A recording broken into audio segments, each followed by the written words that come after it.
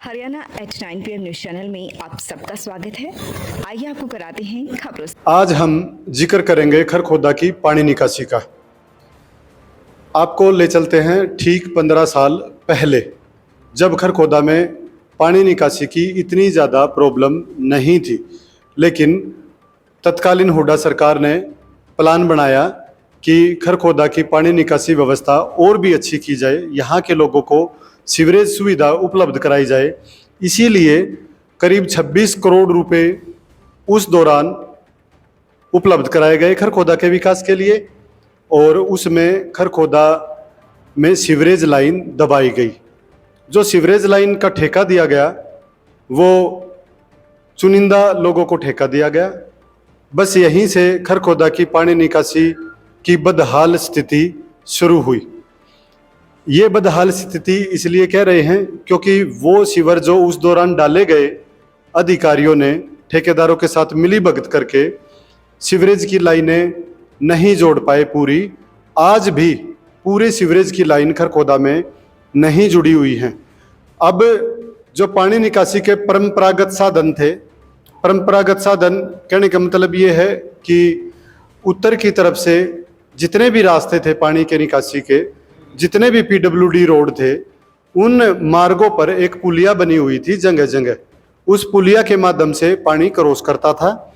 फिर आगे जो रोड आता है, माने रोहतक रोड से या चोलका रोड से शुरू करें, पहले चोलका रोड पे पुलिया थी, उससे पानी इस एरिया में आता था। फिर रोहतक रोड पर पुलिया थी, वहाँ से आता था। फिर मटिंडू रोड पर पुलिया थी, वहाँ से पानी आता था। फिर सांपला रोड पर पुलिया के नीचे से पानी आके ड्रेन नंबर 6 में डल जाता था और खरखोदा की पानी निकासी अच्छे से हो जाती थी।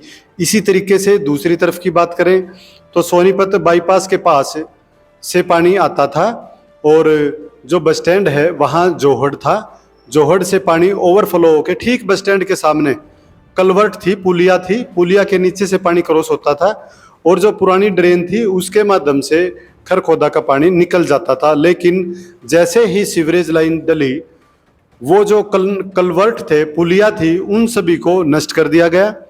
वे पुलिया बंद कर दी गई, जिसके बाद से ही खरखोदा की पानी निकासी पूरी तरह से चौपट हो गई।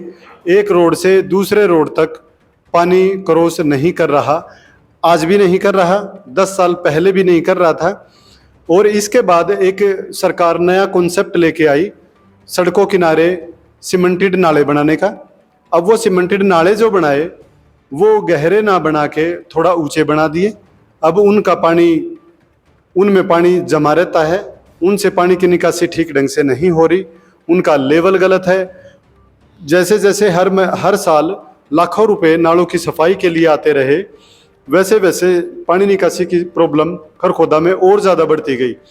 अब पिछले साल की बात करें तो खरखोदा में पानी निकासी के लिए 11 करोड़ रुपए की राशि मुहैया कराई गई है, और हालात आपके सामने हैं। Delhi road, Sampla road, Rohtak road, थाना कला रोड, सोनीपत बाईपास रोड जो अब नए पानी के स्पॉट बन गए हैं, और वहाँ पर पानी निकासी के इंतजाम करने में प्रशासन 11 करोड़ खर्च करने के बाद भी, या 11 करोड़ जो खर्च हो रहे हैं उससे पहले और बाद, अब तक का अगर कंक्लूजन लगाएं तो खरखोदा की पानी निकासी पर करीब 40 से 50 करोड़ रुपए यहाँ खरखोदा वासियों को मिल चुका है। लेकिन जो नगर पालिका है, अधिकतर कार्य इन्होंने कराया है, और इससे नालों का कार्य जो कराया है वो नगर पालिका ने कराया है। और सीवरेज का या जो अब 11 करोड़ रुपए से जो कार्य हो रहा है, वो कार्य करीब 30-35 करोड़ रुपए का इसका लमसम बनता है। वो कार्य पब्लिक हेल्थ डिपार्टमेंट द्वारा किया जा रहा है। लेकिन समस्या जो की तो बनी हुई है, हालात और भी बदतर हो रहे हैं। यहाँ तक कि जो खरखोदा के सबसे बड़े ऑफिस हैं, कोर्ट कॉम्प्लेक्स, कोर्ट में जाने का रास्ता नहीं है, पानी भरा हुआ है सोनीपत बाईपास पे। इसी तरीके से लघु सचिवालय जो नया बनवाया था, दोनों पे करीब 16 करोड़ रुपए की राशि खर्च हुई थी, वहाँ भी पानी भरा हुआ है। अगर कोई पैदल राहगीर बरसात के दिनों में यहाँ आना चाहे तो वो अपनी सुनवाई के लिए नहीं आ सकता, उसे पानी से होकर गुजरना पड़ेगा। पुराना तहसील कैंपस है जो, उसके गेट पर पानी जमा रहता है, अफसरों को शायद दिखाई नहीं देता। और इसी तरीके से जो ब्लॉक समिति का दफ्तर है, बीडीपीओ का जो ऑफिस है, उसके प्रांगण में भी पानी भरा रहता है। वो भी शायद अफसर उनको भी नज़रअंदाज कर रहे हैं। और इसी तरीके से बहुत सारे सरकारी दफ्तरों में भी पानी जमा रहता है। पानी निकासी चौपट होने के कारण खरखोदा का जो स्कूल है, राजकीय कन्या वरिष्ठ माध्यमिक स्कूल, इसमें भी पानी घुस जाता है और बच्चों को भी काफ़ी परेशानी होती है। ये है खरखोदा की हकीकत। और अब जैसे बारिश बहुत कम हुई है इस बार, और ज़्यादा बारिश हुई नहीं, एमएम की दृष्टि से भी बारिश 15, 16, 18 इसके रेंज में ही रही है। लेकिन खरखोदा के हालात इतने बदतर हैं कि यहाँ से गुजरना बड़ा मुश्किल कार्य हो रहा है। जो सब्जी मंडी है उसमें भी गंदगी फैली हुई है, पानी जमा रहता है, डेंगू पनप रहा है। लेकिन ना तो प्रशासन का कोई इसका ध्यान है, और ना ही जो यहाँ के नगर पालिका है या मार्केट कमेटी का ऑफिस है या बीडीपीओ दफ्तर है, सारे बड़े दफ्तर यही हैं, लेकिन सारे चुप्पी साधे बैठे हैं और लाखों रुपए सफाई के नाम पर, लाखों रुपए निकासी के नालों के नाम पर खर्च कर रहे हैं और अपनी जेबें भरने का काम ठेकेदारों द्वारा किया जा रहा है। लेकिन खरखोदा की जनता कितनी परेशान है, इसका अंदाज़ा तो खरखोदा वासी ही लगा सकते हैं। खरखोदा के जितने भी बुजुर्ग हैं या जो युवा वर्ग है, उन सभी को पता है खरखोदा की पानी निकासी किस तरह से होगी। लेकिन जो इंजीनियरिंग है, जो खुद में अपने आप को बहुत बड़ा इंजीनियर समझते हैं, उनको शायद नहीं पता लाखों करोड़ों रुपए सरकार के बर्बाद करते हैं और खरखोदा की पानी निकासी को चौपट करने में उनका पूरा योगदान है। वे लेवल के नाम पर मशीनों से लेवल कराते हैं और फिर उनके लेवल हर वर्ष फेल साबित हो रहे हैं।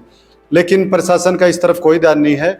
ठेकेदारों के साथ मिली भगत करके पूरा गेम किया जाता है, सरकार को चूना लगाया जाता है। इसीलिए आज तक खरखोदा की पानी निकासी की प्रॉब्लम का हल नहीं हो पाया है। आपको ये भी बताना चाहूँगा, ये जो पानी निकासी की प्रॉब्लम है, इसका समाधान खरखोदा के लोगों को खूब पता है, लेकिन अफसरों को नहीं पता।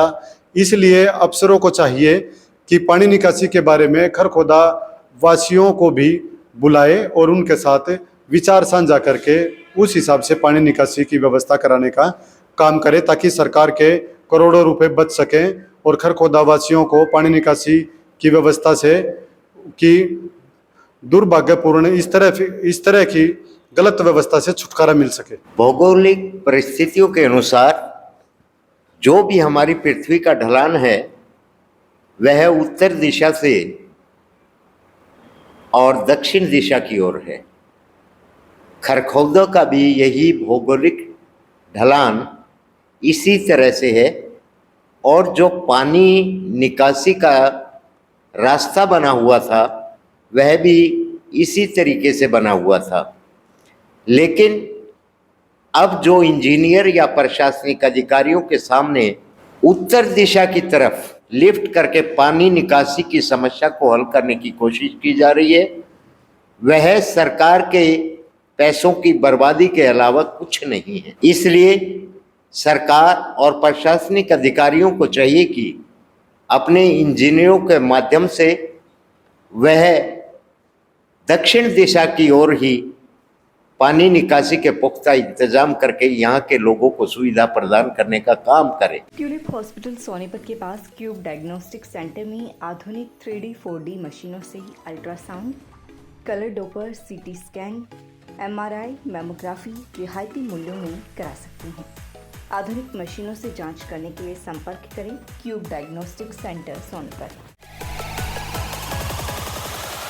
लगातार खबरों से बनी रहने के लिए चैनल को लाइक, सब्सक्राइब और शेयर जरूर करें। धन्यवाद।